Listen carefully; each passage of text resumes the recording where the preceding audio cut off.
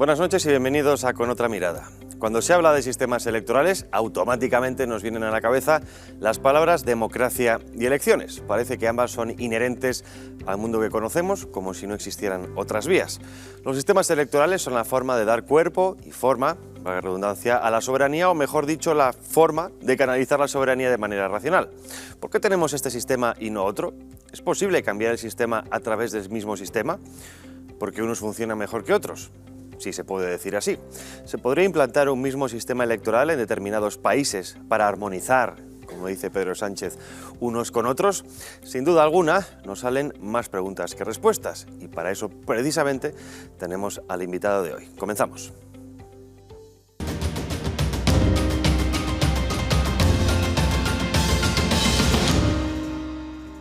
Bueno, ¿y quién es ese invitado? Pues es nada más y nada menos que Rubén Tamoleo. Muy buenas noches. Buenas noches. Muchas gracias. Sociólogo y experto en sistemas electorales, la persona adecuada para hablar de esto esta noche.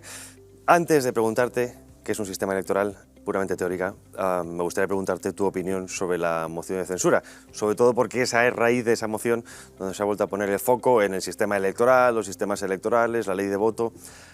Brevemente, si te apetece dar alguna opinión al respecto. Sí, la moción de censura al final pues nos han vuelto a dividir y a polarizar excesivamente. Fíjate, los polarizadores se supone que somos los de 7NN, no, polarizadores, fíjate, están por allí. Ha tenido que ser una cuestión o completamente buena o completamente mala. Al final, pues ni completamente buena, dependiendo de quién, ni completamente mala. Es cierto que Yolanda Díaz se ha aprovechado a dar un meeting, por ejemplo, que no era ni el momento ni el lugar, ha aprovechado totalmente para hablar de sus cosas. Es cierto que Ramón Tamames ha subido un poquito el nivel, cosa que yo creo que deberíamos de agradecerle todos, y es cierto que se han dicho cosas que hacía falta decir en la sede de la soberanía nacional. Por otro lado, ¿qué es lo que ha pasado? Pues lo que ha pasado es que no se traduce más que en una foto en el que efectivamente Pedro Sánchez se lleva un éxito porque ha sumado a prácticamente todos los diputados de la Cámara, de todos los grupos parlamentarios, salvo el Partido Popular, que se ha abstenido, y Pablo Cambronero, del Grupo Mixto, que es una figura, aprovechando precisamente esta pregunta, y que, si terminamos hablando de partitocracia, que es algo muy útil para entender el dominio de la partitocracia española en hasta los diputados, ¿no? La cuestión de que primero tienen que votar lo que les digan, cosa que es anticonstitucional incluso, y segundo, de que si tú te pasas a ser no adscrito, te vas al grupo mixto, automáticamente te marginan y pierdes gran parte de tus derechos y de tus posibilidades, ¿no? Pues esa es una de las maneras en las que se ha distinguido ahí Pablo Cambronero, y bueno, pues es otro dato muy interesante, ¿no? Mientras que otros que presumen y demás y otras pues han decidido seguir radicalamente la disciplina de partido, ¿no? Bueno, pues ahí está. No es una cuestión al final. Era de esperar igualmente, ¿eh? Sí, era de esperar. Ha habido 6. Ha funcionado una, está bien que haya funcionado una porque precisamente a nivel sociológico nos deja ver que es un instrumento válido y que puede llegar a operar como tal para pedir la responsabilidad política. Se le pidió la responsabilidad política a Mariano Rajoy y la Cámara entendió que él era políticamente responsable y que tenía que ser cesado, y para ser cesado necesitabas además a una alternativa que fue Pedro Sánchez, ¿no? Pues ese fue el caso. Entonces el mecanismo funciona, pero es un mecanismo muy difícil. De ahí es donde está el riesgo y de cómo te la juegas de presentarlo. Felipe González la presentó y fracasó en la moción, luego fue presidente. Antonio Hernández Mancha le fue horriblemente mal. Pablo Iglesias, bueno, pues ahí tampoco no fue otra cuestión que ni blanco ni negro, no había que polarizar, ni lo fue ni muy bien ni muy mal. Luego ha tenido sus éxitos políticos de aquella manera y con Pedro Sánchez le fue muy bien, ¿no? Entonces, pues es ese mecanismo que está ahí y que en este escenario, pues que no había que decir ni que era un malísimo ni que es buenísimo, es un debate y se han traído cosas a la sede de la soberanía nacional, que es donde se deben decir y quienes nos representan cosas que estaban totalmente olvidadas, ¿no? Bueno, lo dijeron hasta esto de Ucronía y estaban ahí varios ministros diciendo que es ¿qué? ¿Ucro qué? No.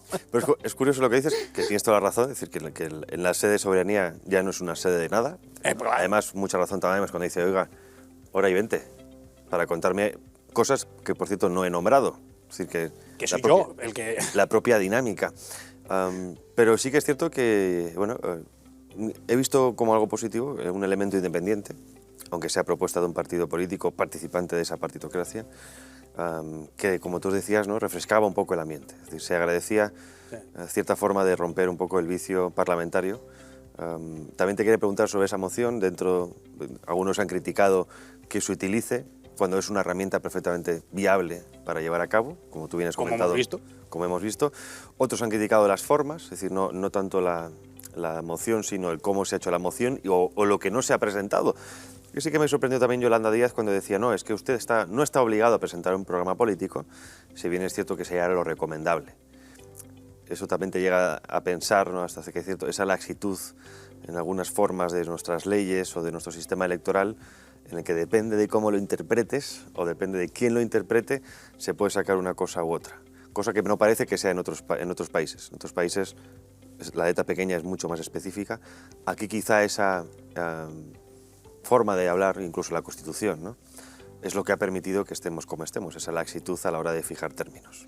Bueno, y la Constitución, y no olvidemos nunca la ley para la reforma política. La ley para la reforma política, que ya se piensa con Franco vivo, pues era la que establece, y luego es lo que pervive, no solo en la Constitución, sino luego en la ley, en la LOREG, en la Ley Orgánica del Régimen Electoral General, cómo se iba a poder controlar un poco lo que saliera de lo que no se sabía que iba a salir después de 40 años de franquismo, ¿no? Entonces, durante la última etapa de franquismo y con todos los contactos de Juan Carlos I con Estados Unidos y con otros lugares, y con Torcuato Fernández Miranda, que nadie se habla de eso, no Adolfo Suárez allí ni pinchó ni cortó absolutamente nada, y hay datos además de eso, pues se teje la ley para la reforma política y se establecen una serie de cosas. Se establece el sistema electoral de España, que es un sistema electoral muy particular, y cómo ha venido en degenerar también ha sido una cuestión muy particular, y se establece que el Ejecutivo tiene que ser muy fuerte. Entonces, para que ese Ejecutivo sea muy fuerte, se establece una hipotética, que luego al final pues ya no es hipotética, ya es real, pero en ese momento se plantea hipotéticamente una moción de censura constructiva, ¿no? Constructiva, que no es destructiva, como hay otros niveles. Destructiva es, ¡pum!, este gobierno ha caído, elecciones. Queda en funciones, que puede quedar en funciones, limitado, y a elección. Entonces, para que sea tan fuerte, por eso es constructiva. Y el responsable es el presidente. Entonces, lo de que hable cualquier ministro, pues tiene esa posibilidad, o una persona vicepresidenta, tiene esa posibilidad para aclarar algún punto concreto. Pero es que el debate es con el presidente, que es al que se le está pidiendo la responsabilidad política, ¿no? Y esta gente pues lo ha torcido en este escenario para aprovechar y representar, porque ya la conocíamos, ¿no?, pero presentar de esta otra manera a Yolanda Díaz. Entonces también han torcido ahí, están continuamente torciendo la finalidad de las cosas, ¿no? O sea, un mecanismo para pedirle la responsabilidad al presidente. También, bueno, lo hemos hablado varias veces en otros programas, el sistema parece que está en coma. Es decir, la gente ve que no hay manera o que no es capaz de reinventarse a sí mismo, de aplicar nuevas herramientas. Lo hemos visto también en este debate, cuando se le comentaban temas completamente cerrados de antemano, que nada tenían que ver con lo planteado por el señor Tamames, incluso por el partido, es decir, estaba contestando a otras cosas que no sé si pueden servir para abrir antes o después esa famosa reforma. Y sí que también me gusta preguntarte, porque me ha sorprendido el otro día escuchando en 24 horas, en el debate nocturno, estaban entrevistando a Nicolás Artorius de la Fundación Alternativa. Claro. ¿A quién? Sí. Droga dura. Efectivamente. Y allí dijo, sin remilgos, sin pelos en la lengua, a cara de perro, dijo el señor Sartorius que no nos engañemos, que las comunidades autónomas se aprobaron en la Constitución como previo paso a la Federación de España, federalización de España. Claro, uno se queda así, diciendo, lo que lleva negando 40 años, por fin alguien al menos lo dice sin tapujos. ¿Eso es viable dentro del sistema electoral o bien dentro del sistema político español? ¿Podemos ir a la desunión de España a través de la supuesta unión constitucional? Vamos a ver, cuando hablamos de federalismo tenemos que entender que España es un país más federalizado que países que se llaman federales. Exacto.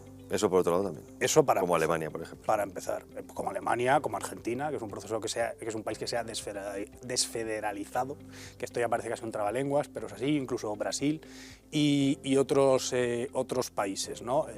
Bueno, en el conservadurismo estadounidense ya se habló en su momento de que el propio poder federal se había hecho tan fuerte que había que devolverle poder a los estados, ¿no? Entonces ha habido toda una serie de países que el poder central, incluso aquellos que son federales, que se habían hecho muy fuertes, ¿no? España ha sido el caso todo lo contrario. Todo lo contrario, y además en un escenario en el que, por mucho que diga este señor o quien sea, o esa fundación o cualquier otra, que además mienten mucho con todo el tema de federal, igual que mienten con todo el sistema, con todas las cuestiones de sistemas electorales. Viendo lo que están dentro del patronato y del consejo delegado, Claro, pues... ya uno entiende por dónde van los tiros. Mienten muchísimo. Nunca, cuando se plantea el sistema autonómico de España y un sistema de autonomías, tenía que extenderse a todos los territorios. Es decir, ejemplo clarísimo, Reino Unido. Hay una especie de autonomía en Escocia, en Gales y en Irlanda del Norte. Y en Inglaterra no tiene autonomía. O sea, depende directamente de la administración central. Y es una nación constituyente, Inglaterra, nada más nada menos. Pero no tiene un parlamento regional como tal, ni tiene unas leyes separadas y demás. Eso podía haber ocurrido perfectamente en España. Perfectamente. O sea, que podíamos haber hecho... Pero ahí hay un matiz, bueno, que es que en España todos los reinos son reinos fundacionales. Sí, pero podría haber sido como un sistema más... Bueno, Navarra fue después, es cierto. Navarra fue después, o podíamos haber mantenido la identidad castellana, ¿no? Por ejemplo, de alguna manera. Eso también hay una noción ahí para disolverla. Bueno, se acaba creando un sistema extraño, también un sistema muy, muy extraño. O sea, somos profundamente anómalos en muchas cosas cuando nos dicen que nos quieren normalizar a cuestiones europeas, que nos quieren armonizar. A veces uno dice, ojalá, Ojalá. pero para todo. Pero para todo. Con lo bueno y con lo malo. Efectivamente, porque estamos profundamente alejados de muchísimas cosas en sistemas electorales, en unión interna, en el sistema judicial. Estamos profundamente alejados de valores que son no los de la Unión Europea, sino de países soberanos del continente europeo. Que eso es lo que nos acercaría y esa es la diferencia. Entonces, con el sistema este tenemos que tener en cuenta, primero, que España se ha federalizado, de facto. Sí. De facto, eso para empezar. Y que luego además se federalizó especialmente cuando una vez que se aprueba el Estatuto de Cataluña, Comunidad Valenciana con CAPS y Andalucía con Arenas de por medio, dicen todo eso para mí también. Y otras comunidades autónomas. Entonces ahí hubo otra segunda fase en la que eso fue allí. Entonces yo lo que recomiendo, que es algo que quiero llegar sin extenderme más, es que se rearme la alternativa en España o quienes pensamos un poquito distinto para decirles a cuando nos planteen el debate que tenemos que ser federales sí o sí, oigan, ¿qué entiende usted por federalismo? ¿Dónde estamos y a dónde queremos ir? Sí, porque ya estamos en eso. Porque ya estamos en Ahora, eso. usted está hablando directamente de facto de romper España. De romper lo entes poco políticos. Que nos queda. Exactamente, lo poco que nos queda. Porque nos queda muy poco. O sea, de facto han ido rompiendo casi todo, salvo la Tesorería General de la Seguridad Social y la Guardia Civil están en ello, ¿no? O sea, sí, está fuera de Navarra a nivel tráfico. Claro, Navarra, Galicia, País Vasco, Cataluña, todo eso. Entonces, cuando vayamos a ese debate, yo digo que nos rearmemos y que planteemos muy seriamente lo que debiera ser España a nivel territorial. Cuando te dices rearmarte, ¿a qué te refieres? Rearmar... Porque yo creo que las razones históricas están, o sea, no la perversión actual de... Es muy fácil rebatir sí. Nación y nación cultural, nación política, son dos cosas muy diferentes. Además, asocian generalmente nación a Estado, cuando no de por sí tienen que estar asociados. Además, es una idea bastante romántica en el sentido germánico, de toda nación debe tener un Estado que lo regule, esa autodeterminación de los pueblos. Pero cuando te refieres tú exactamente a ese rearme, ¿a qué te refieres? ¿Rearme moral? ¿Rearme...? Significa que, como en otra serie de materias, España está bajo el yugo de unas ideologías disolventes y especialmente enfrentadoras. No solo esas ideologías disolventes globalizadoras, sino una especial ideología disolvente que va contra la nación española. Sí. Entonces hay que rearmarse y sacar de esa ideología disolvente todo el marco de debate, porque si no estás perdido. Y una de las formas, en cuanto estamos hablando a organización territorial de España, es recuperar la idea de que nuestra verdadera institución territorial han sido los ayuntamientos. El municipio. El municipio. Y son la verdadera pieza histórica. Es decir, Málaga tiene 2000 años de historia con cartas administrativas, como institución. Y otra serie de ayuntamientos. O sea, que la municipalidad que es muy fuerte. Y precisamente lo que ha hecho el sistema federalizado autonómico de España ha sido restar una enorme cantidad de poder a los ayuntamientos, que son quienes podrían dar un servicio mejor, y no hemos hecho ni la reforma de la planta local, ni hemos hecho toda una serie de reformas. Entonces, es que el Senado tiene que representar a la... ¿Por qué? ¿Y por qué no puede representar también a los ayuntamientos, como ocurre en otros países? Que es ahí donde nos vamos también a ver sistemas electorales. Familia, municipio, trabajo. Claro, pues ¿por qué? Entonces, hay que, con todas estas cuestiones, nos llevan a esa permanente ideología disolvente en la que la nación española es muy mala y hay que contraponer cosas que al final disuelvan la nación española de alguna manera.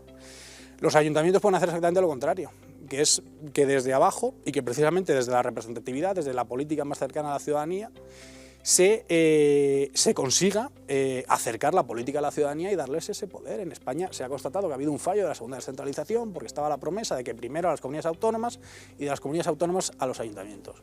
Eso especialmente algunas autonomías no lo han hecho y se lo han quedado el poder y el dinero. Galicia, uno de los grandes ejemplos, y otras grandes comunidades que no han dejado hacer esa descentralización hacia los ayuntamientos.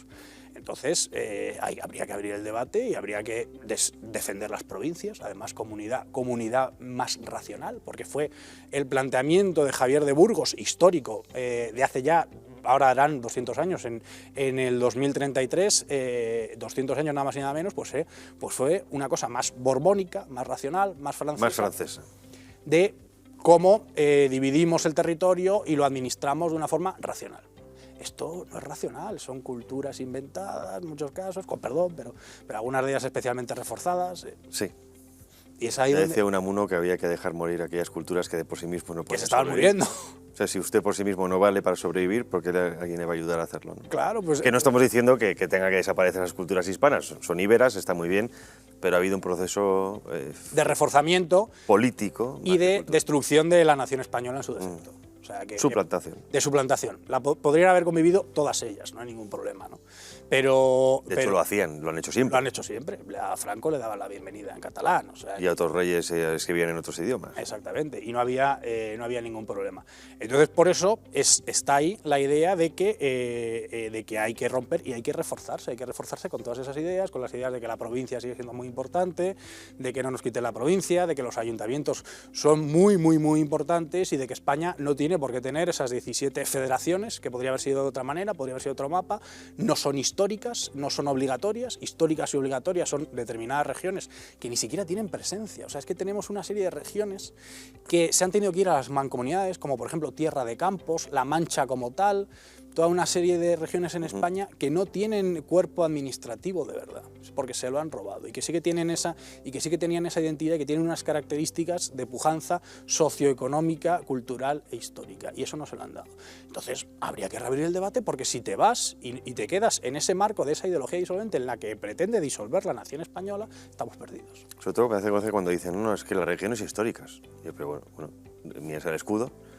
Dicen, ustedes no están en ninguna de esas. En ninguna de esas. O en todo caso están, pero dentro de otras. En ninguna de esas. Por lo que acabas de decir, no sé si es hasta cierto punto favorable, o bueno, positivo o negativo, el fomentar el municipalismo. Claro. Lo digo porque puede ser como una forma de hacer pinza entre un gobierno central y unos municipios para limitar el poder de la comunidad autónoma, ir contra el cacique autonómico, o eso se nos puede ir de las manos e incluso favorecer un caciquismo a nivel municipal.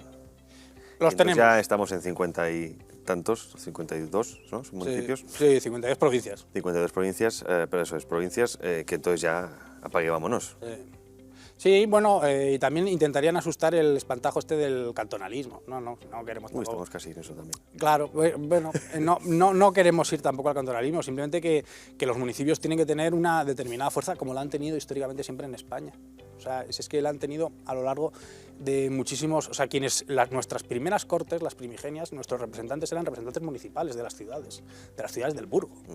O sea, que de las ciudades del Burgo, y cuando había fueros, esos fueros históricos, como lo que se decidían en esas cortes eran los impuestos, los representantes del señoría de Vizcaya no tenían voz ni voto en las cortes castellanas. Eso tampoco se cuenta, ¿no? ni se dice ahora. Ahora estamos en una ironía en el que en el sistema electoral que tenemos, los vascos deciden lo suyo solo allí y además deciden lo del resto de España a la hora de la verdad. Como hemos visto en la otra moción de censura, como vemos en los presupuestos y como vemos en todo lo demás. Entonces estamos en un momento profundamente anómalo en lo que tenemos que rearmarnos. Nos tenemos que rearmar con historia, con comparación con otros países, con salir de esas ideas que lo único que pretenden es destruir la idea de la nación española y en tanto en cuanto la podemos salvar o tener una alternativa, ¿no? Tener una alternativa de rearmar otras personalidades que necesitamos, o sea, que eso es por donde se debe ir. Sobre todo, además, lo positivo de lo que planteas es que es algo aideológico. Es decir, tenemos ahora mismo esa izquierda jacobina, el jacobino, tenemos a Guillermo, a Pero Insua, que plantean otra vez ese jacobinismo, ese centralismo autonómico, bueno, centralismo nacional, Por tanto, ahí no vemos que es una lucha ideológica, es decir, que no puedes entender una forma de entender la nación española concreta, determinado si sea derechas o izquierdas. Son sistemas de administración del territorio, no sistemas ideológicos. Lógico, claro. Ahí te quiero preguntar, ¿un sistema electoral está vacío de contenido ideológico? ¿Puede estar asociado a una ideología? ¿Es independiente un sistema electoral? ¿No es independiente? Me quedo con esa pregunta con una frase de Josep Borrell, precisamente para que además no me vaya yo hacia otro lado. Y es que, por supuesto que las normas marcan parte, el procedimiento marca parte del resultado. Y eso lo dijo Borrell a propósito de todo el asunto catalán y de cómo precisamente decían que eran demócratas y son profundamente antidemócratas y como todo lo demás. Entonces, siempre, y eso es lo que se ha estudiado, el procedimiento va a marcar el resultado. O sea que un procedimiento no es estéril. En el caso español estamos condenados a entrar en un bucle perpetuo. En el caso español, pues nos marcan con esa ley para la reforma política, lo que luego después ha sido con la Constitución, y entonces se hace un sistema que nos crea toda una serie de anomalías que se han creado al final, algunas de las cuales, que es muy importante recordarle a la gente de forma pedagógica, se tuvieron que dirimir en el Tribunal Constitucional, precisamente con la etapa de Tamames, como concejales en el Ayuntamiento de Madrid. Ya se empezaron a decir que tal y cual, y que no estaban de acuerdo con el partido político, y les dijo el Partido Comunista, que sabía muy bien de lo que iba, les dijo el Partido Comunista, devuélvanos el acta. Y tuvo que ser el Tribunal Constitucional que decía, no, es que elegimos personas. Si quieren ustedes demócratas, en el mundo los sistemas electorales eligen personas. No eligen partidos. No estaban muy maduros para eso. No ya fue un choque, ¿no? Y ahora lo triste, lo muy triste que me parece es que haya profesores de ciencia política, de supuesta ciencia política y demás, vicepresidentes del gobierno, profesores de ciencia política de la Complutense, que dicen que no, que a ti quien te ha puesto el partido político y te ves al partido político. Oiga, esa es la visión partitocrática. En el mundo, en los sistemas electorales, se eligen personas. ¿Y eso por qué? Porque es la persona la que tiene que traducir de alguna manera el sentir de aquellos que le han elegido, es decir, el representante de los representados, y tiene que tener responsabilidad política. Responsabilidad política, que es una idea clásica de la filosofía política, de la ciencia política, de la sociología política, de que en política tiene que haber responsabilidad política y de que precisamente en sistemas electorales aquellos que son electos tienen que tener responsabilidad política, y esa responsabilidad a los electos para legislar y a los electos para los cargos ejecutivos se les debe poder pedir de diferentes maneras. Se les debe poder de diferentes maneras, y ahora lo que nos están planteando es que no tengan ninguna responsabilidad. Entonces, esa es ¿Y eso por qué es? Bueno, pues porque beneficia al sistema. Beneficia al sistema, si es que los hipsters ahora somos nosotros, ¿no? Sí, los punk, ¿no? Los alternativos. Efectivamente, porque hay quien está continuamente defendiendo al sistema y nosotros nos colocamos en una posición que es un poco crítica hacia el sistema, y que el riesgo que tiene, y que es a mí lo que más me sorprende, es que para mí los libros con los que he estudiado yo de ciencia política, ahora mismo habría un montón de profesores de ciencia política que seguro que afirman en los medios de comunicación que les pagan, porque les paga el sistema, pues que dicen que eso es antipolítica, las críticas que hacemos al sistema. Cuando hablamos de sistemas electorales, de lo que tenemos en España y demás, siempre se ha entendido que esto, o lo que se intenta buscar, al margen de una ideología y demás, lo que intentamos buscar es la menos mala de todas las soluciones. Esa es una idea clásica y con la que se abrían todos los cursos de primero de carrera, de Derecho, de Constitucional, luego cuando surge más la ciencia política, de filosofía política. Era Churchill el que decía sobre la democracia, ¿no? Es el menos malo de los sistemas. Pues el menos malo de los sistemas, y luego cómo lo articulamos, ¿no? Y que va a tener, al final, pongas el que pongas, va a marcar una parte del resultado. Entonces, es legítimo criticarlo. Es legítimo criticarlo, y eso no nos sitúa en la antipolítica, ni muchísimo menos en el fascismo, que es esa palabra. Bueno, la antipolítica sería el consenso. Por ejemplo. La política es disenso. Exactamente. Entonces nosotros si todos tenemos consenso, no hagamos nada. No tenemos que hacer la nada. política. No tenemos que decir nada, efectivamente. Sería gestión. Entonces nos acusan rápidamente de, oiga, es que hacen No. Si queremos hacer política, precisamente, queremos una mejor política. Y por eso criticamos unas partes del sistema. Eso no significa cargarse el sistema, ni poner a un dictador. No vamos por ahí. Ya sabemos que les gusta decir esas tonterías o intentar asustar esos espantajos. Pero al contrario, nos gusta mucho la política y queremos mejorar el sistema. Y todas esas críticas pues son para mejorar el sistema. ¿Podemos definir entonces el sistema electoral como un conjunto de reglas para la votación o enfocadas hacia la votación para, digamos, canalizar la soberanía hacia un punto, ¿no? Para mí... Porque vale, la soberanía está muy bien, Sí. pero ¿cómo se transmite o cómo se traduce esa soberanía en un régimen político, ¿no? Habría muchísimos conceptos, pero hay dos, los dos fundamentales. Uno, la representatividad, que es lo que se tiene que hacer con un sistema electoral, y otro, la gobernabilidad. Representatividad es que la gente, la ciudadanía, hablado con propiedad, exprese sus preferencias y orientaciones. Y luego la otra pata es la gobernabilidad. La gobernabilidad, que esto además viene muy a propósito de estos pequeños partidos o que aspiran a ser pequeños o quedarse pequeños. En las noches electorales en España, continuamente, todas las noches electorales que hemos vivido, le echan la culpa al sistema electoral. Pues es que un sistema tiene que tener ese equilibrio entre, efectivamente, tiene que ser representativo y lo otro es que tiene que ser gobernable. ¿Y eso qué quiere decir? Pues que el sistema tiene que poder traducir esas preferencias expresadas en resultados de política pública. Y para eso, pues al final, tienes que articular esas propuestas. Y eso significa que necesitas que el sistema no esté tremendamente ni atomizado, ni disuelto, y que se puedan llegar a determinadas resoluciones del sistema, sean estas cuales sean leyes, políticas del Ejecutivo, decretos, cuando se forma el Ejecutivo, etc. Entonces, ¿Eso que estás diciendo ahora es un alegato en contra de una persona o un voto? todo sistema, para que pueda ser gobernable, tiene que tener un factor de corrección de la representatividad. Es así, es un factor de corrección de la representatividad. Eso es muy interesante, sí. ¿Eso qué quiere decir? ¿Dónde colocas ese factor limitante de la representatividad? Es donde, especialmente el procedimiento, va a marcar la parte del resultado. Pero tienes que limitar esa representatividad porque si no, no hay representatividad. Lo que hay es que cada persona va a tirar hacia un lado. Entonces eso no se traduce en un sistema social, el que sea, no se traduce en el sistema de una empresa, que tiene que tener un gobierno, o sea, analizado como sistema social, ni se traduce en un sistema político. Entonces, para que se traduzca algo operativo, lo que tiene que haber es ese factor de corrección de la representatividad, que te lleva a la gobernabilidad, que es la otra pata. Entonces, representatividad y gobernabilidad. ¿Esa gobernabilidad en el caso español está bien asentada con la ley DONT o crees que es mejorable? Lo digo porque bueno, vemos que la soberanía nacional está en manos de partidos regionalistas. Sí. Que eso es lo que hace, en parte, yo creo que dudar del sistema completo. Quizá el sistema completo no está tan mal, sino una parte, en este caso, es la sobrerepresentación de unos partidos regionales en la política nacional. Claro, hay dos grandes ideas y de que tenemos que tener mucho cuidado en la política de esta gente advenediza con ideas de salón o de cuarta copa de whisky, ¿no? A veces son las mejores ideas, ¿eh? Pero, puede serlo, pero hay que tener cuidado. Una de ellas sí. es cuando te metes de, no, es que el sistema electoral nos ha castigado. No, oiga, usted la que ha castigado es que ha perdido los votos.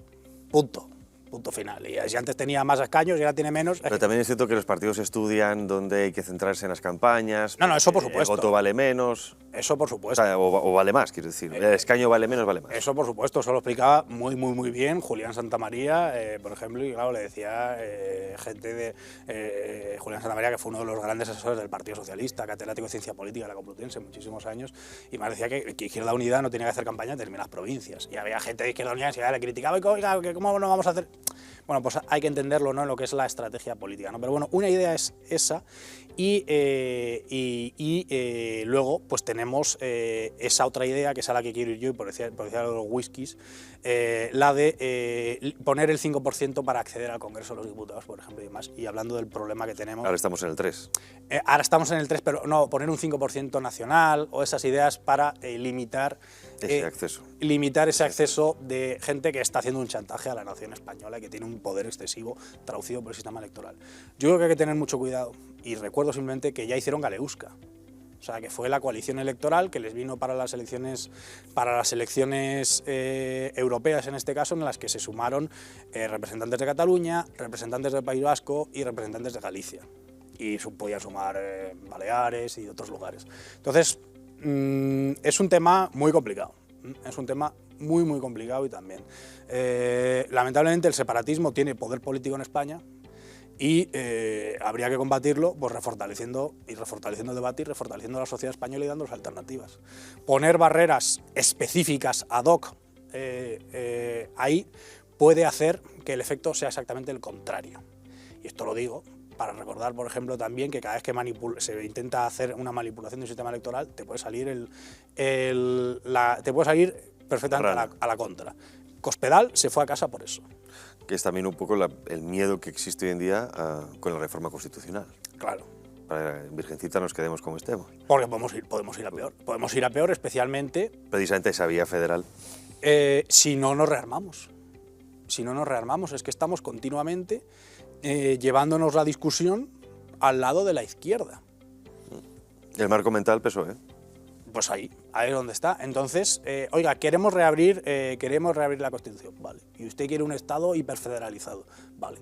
Pues hay gente que podemos querer un Estado francés, que está aquí al lado, sí. Y que acaba de hacer 2 mociones de censura y que no han salido por un pelín, con libertad de los diputados. O sea, que si nos queremos... Sí, Francia no es nada sospechoso de país con dictadura ultracatólica. Si no, pues vamos por ahí. O sea, que ¿quieren ustedes abrir el debate? Abramos el debate. O sea, que quiere usted hiperfederalizar y que dice ¿cuál fundación era esta? La Fundación Alternativa. La Fundación Alternativa. Vale, pues nosotros tenemos la Fundación Pepito o la Fundación 7NN y decimos que queremos un Estado unitario. Entonces, ¿qué punto medio encontramos? Pues tendremos que abrir el debate, pero lo tendremos que abrir completamente. Sí, también España es esa rara avis en la que no hay debate público real. Se le hurta al ciudadano esa capacidad de escuchar el debate. Me sorprende, por ejemplo, países como Argentina, donde todo el tema de la legislación del aborto discutían violentamente, incluso en televisión, y al ciudadano podía ver las dos opciones.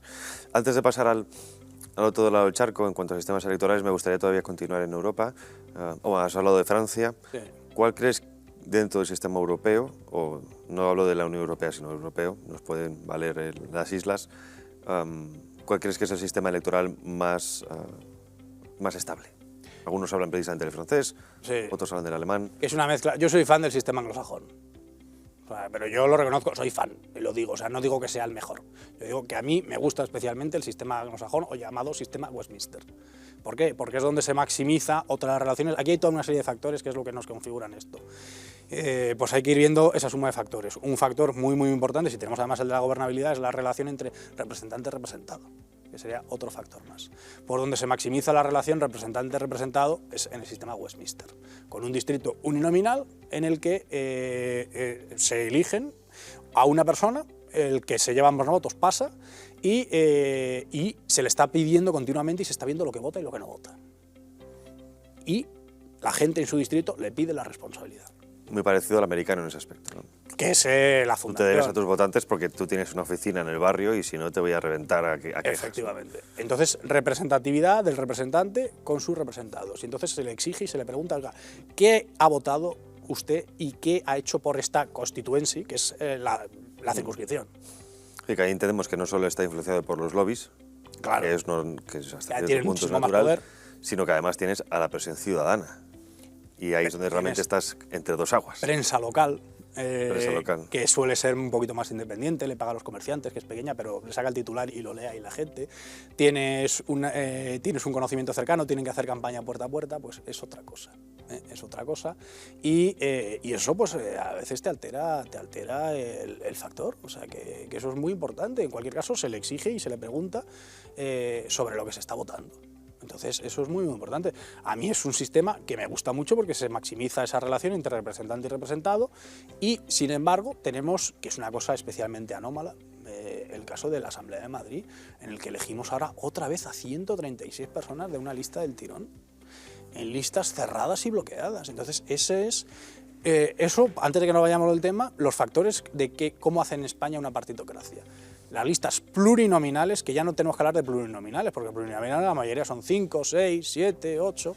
Las nuestras son ultraplurinominales. O sea, es una ristra que ya no se sabía colocar al número de diputados, ¿no? Y nuestra partitocracia dijo, pues lo borramos de la lista porque no caben. Eso se ha hecho en el Senado. No, oiga, es que hay que hacerle al elector que conozca a quién está votando. Y ustedes han ido en dirección contraria. O sea, los antidemócratas son ustedes, ¿no? Pues ese sería un factor, la ultraplurinominalidad que se da especialmente en Madrid. Pero luego que no tenemos primarias, que las listas son cerradas, que además son bloqueadas, que son cosas distintas también. Y todo eso pues nos da ese cóctel que nos sale una cosa muy extraña, que queda en manos de cómo al final, pues efectivamente queda ese PSOE que tiene una fuerza enorme, porque son quienes administran esto. El sistema está hecho ad hoc. El sistema, claro. A nivel europeo, en cuanto a la Unión Europea, ese sistema electoral es útil, es representativo, es real, hay un equilibrio de fuerzas suficientes. ¿Crees que hay algo que mejorar a nivel europeo? A nivel de cómo elegimos la Unión Europea. Sí.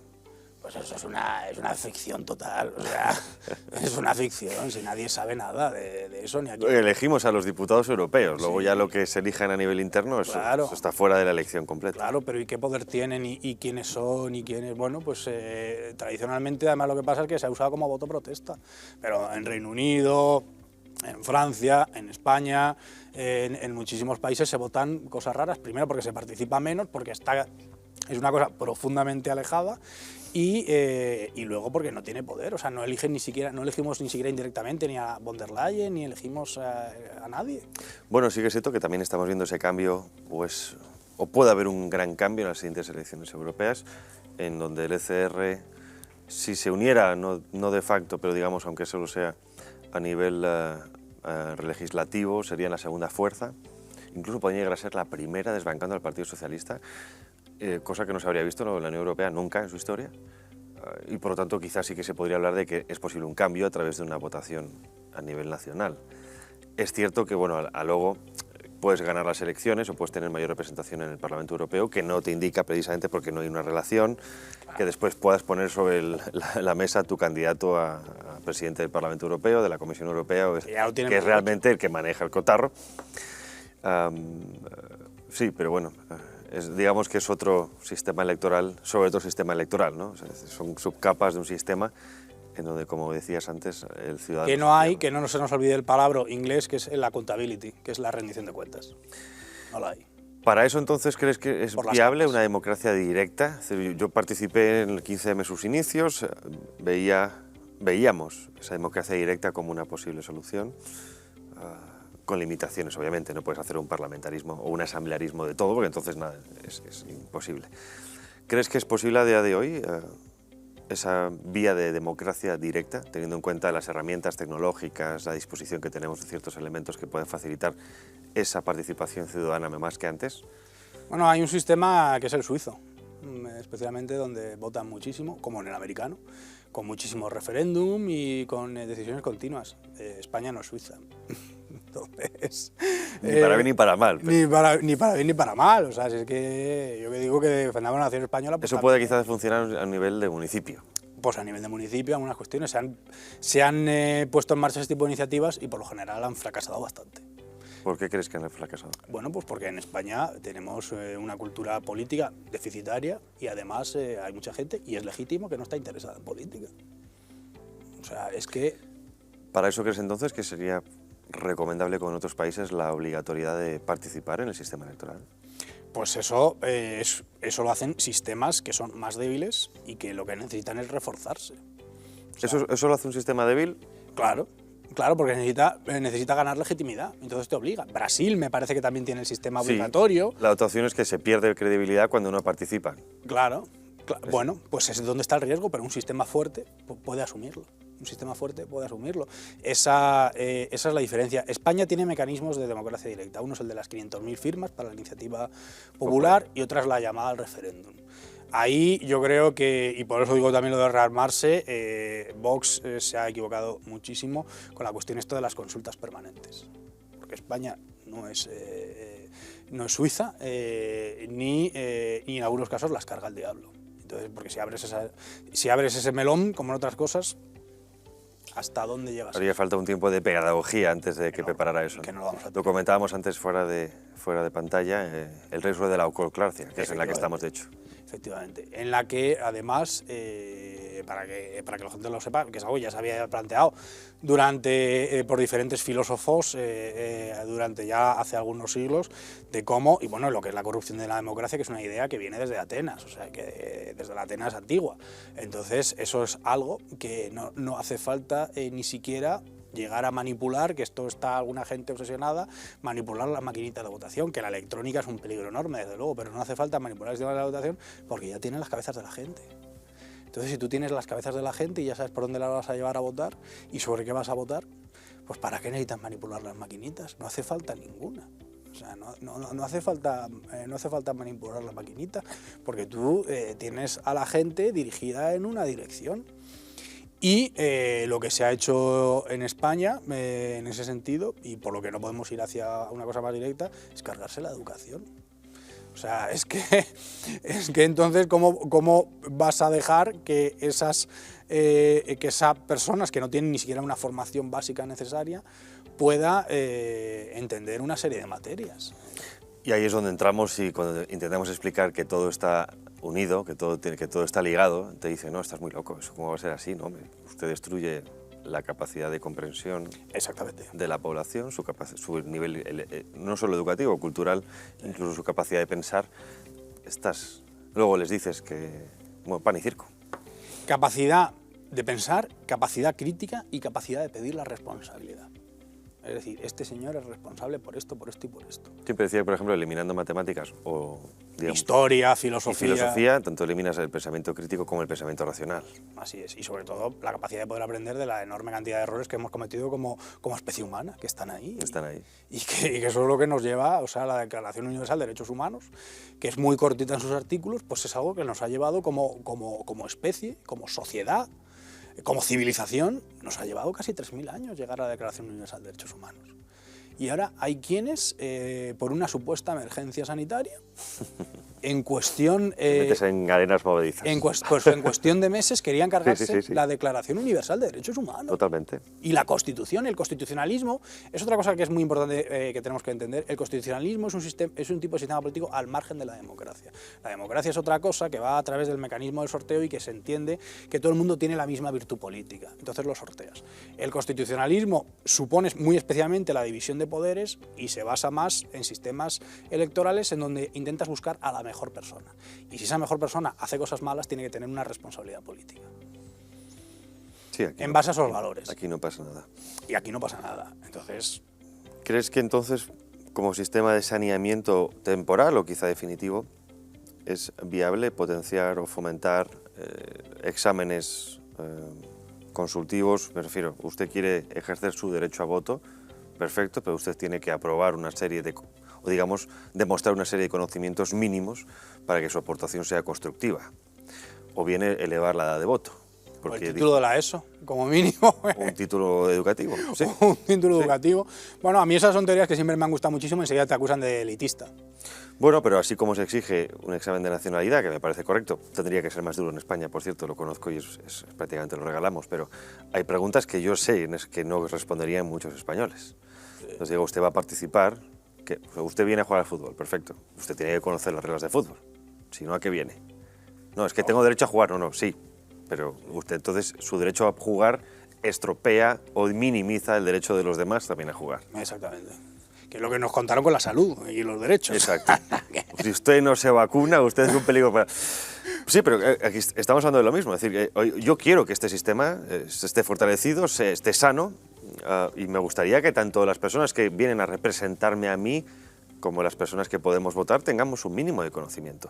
Y aquí muchos se sorprenderían, porque nos dicen, usted siendo un elitista, solo la gente más... No, estoy convencido de que mucha gente, simplemente por sentido común, aprobaría ese examen y otros con muchísimos títulos y muchísimos estudios no lo aprobarían. Claro. Estoy convencido. Sí, pues son cosas en las que bueno, esas medidas, tú para ser senador en distintos países necesitas por lo menos 35 años. O sea, que son medidas que ya están, que ya se entendían. Sí, edad, sabiduría. Claro, que necesitabas una maduración. Una maduración. Aquí, pues igual por eso también nos tenemos que rearmar, nos llevan a decir que también que hay que votar con 14 años o con 16 años. Pues ¿qué van a votar? ¿Que me dan lo más fácil? Pues ¿qué vas a votar? Sí, me das 400 euros, uy. Claro, parte de la maduración y de la vida, como sociedad y como persona, es ver que las respuestas más fáciles son las que a veces nos llevan a peores caminos. Y ahí entramos en ese proceso de infantilización de la política. También. ¿No? Es decir, yo voy a votar al político viendo que esté perreando o que me haga un baile más estúpido. Sí. Vamos a esa oclocracia. También eso te lo preguntaba por un libro, también te lo comenté antes, pero se llama Contra las elecciones, editado por Taurus. Me llamó mucho la atención porque era una profundización en la democracia. Es decir, para salvar la democracia hay que eliminar las elecciones y es un planteamiento bastante polémico, sobre todo porque están casi sacralizadas las elecciones. ¿Es viable volver a una democracia clásica en el sentido de ciudadano como persona que puede aportar algo a la polis, es decir, no, usted no es ciudadano de por sí, o sea, sus derechos se los tiene que ganar, examen por ejemplo, pero solo los más válidos van a participar, y no para formar una nueva élite o una aristocracia, sino como va a ser elegido por sorteo, es imposible que usted se convierta en una nueva clase. ¿Es viable eso? Igual que tenemos el mecanismo de las 500.000 firmas para la iniciativa popular, tenemos mecanismos de democracia auténtica insertos en nuestro propio sistema. Por ejemplo, y por eso digo que hay que huir de algunas ideas de la cuarta copa de whisky, ¿no? Cuando a la gente le molesta mucho que le citan a una mesa electoral. Sí. Dicen, que se presenten voluntarios. Si eso dices con la cuarta copa de whisky o con tal, que se presenten voluntarios. No, no se pueden presentar voluntarios, porque si fuesen personas voluntarias tienen intereses. Entonces, con el sorteo, tú igualas, sacas el censo entero y sacas por sorteo a 3 que van a formar la mesa y que deben ser, por sorteo, pues una representación plural y sin intereses. Y formas una entidad que durante las horas de la votación y hasta que se cierra el escrutinio es soberana. O sea, es el presidente de nuestra mesa electoral el que tiene la autoridad para parar la votación, para tomar determinadas medidas y para asegurar la calidad de ese procedimiento. Entonces, aunque sea por un día, te invisten de una autoridad que tiene mucha fuerza.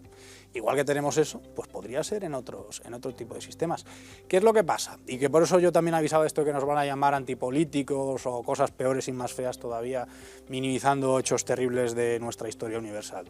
Pues que llevamos muchos años contemplando que nuestro sistema puede ser uno de los menos malos, pero que tiene toda una serie de fallas. El estadounidense, ya sabíamos que para participar en política necesita ser hiperrico, y eso ha sido todavía mucho más. Entonces, eso es una falla. Eso es una falla del sistema, clarísima. Por eso en España se les dota, y en toda otra serie de países se les dota a los representantes públicos de una independencia económica y de unos fueros. O sea, que por eso se hace con un sentido y con una razón, no por ideas peregrinas ni demás. Entonces tenemos toda una serie de mecanismos que es los que tendríamos que explorar y reexplorar. ¿Dónde yo llevaría estos mecanismos para eliminar la partitocracia o la posibilidad de autocracia de la que habla Tamames y de la que yo discrepo, porque lo veo mucho más partitocracia que autocracia? Autocracia ya es la pura dictadura a la que nos vamos, por ejemplo, si terminan de controlar el Tribunal Constitucional. Ahí sí.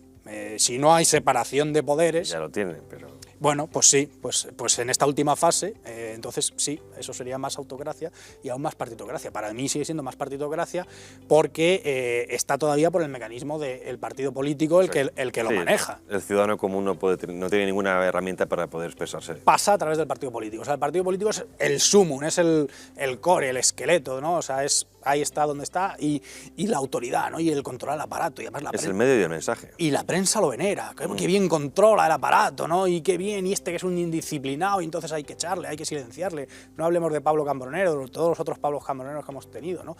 Entonces, ahí, y volviendo y a responder a tu pregunta, hay mecanismos, y yo esos mecanismos los incorporaría, pues a lo mejor al Tribunal Constitucional o al Tribunal de Cuentas.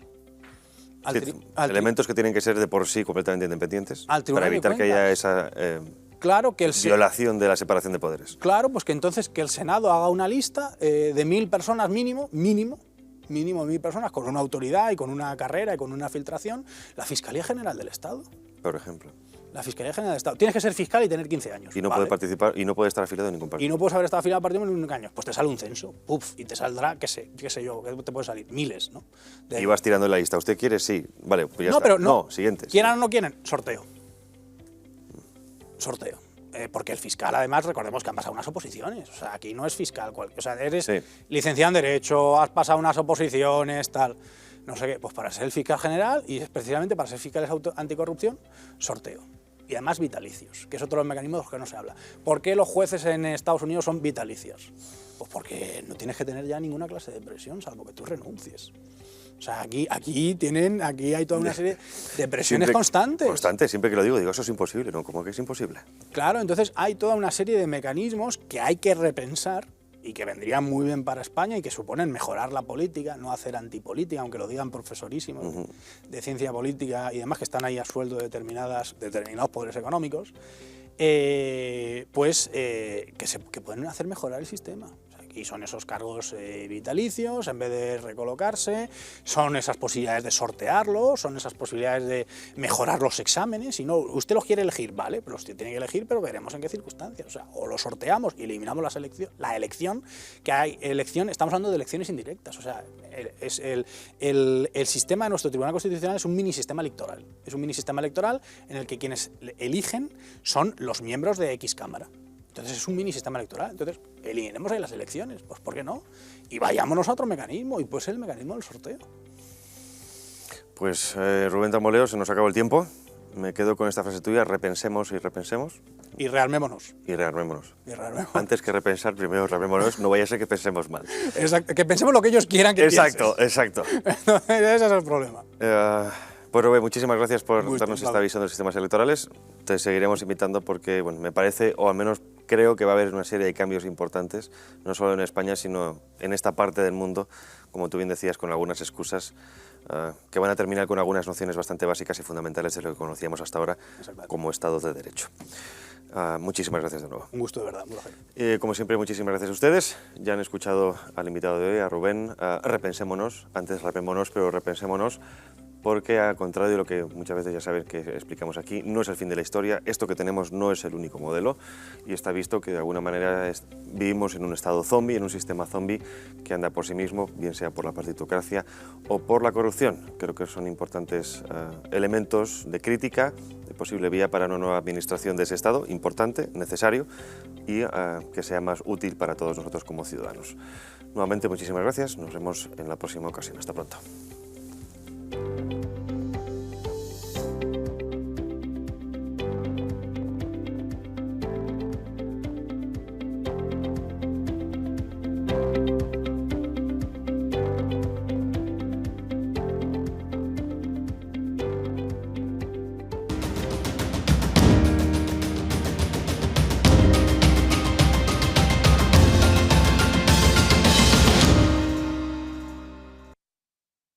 Así es, Antonio.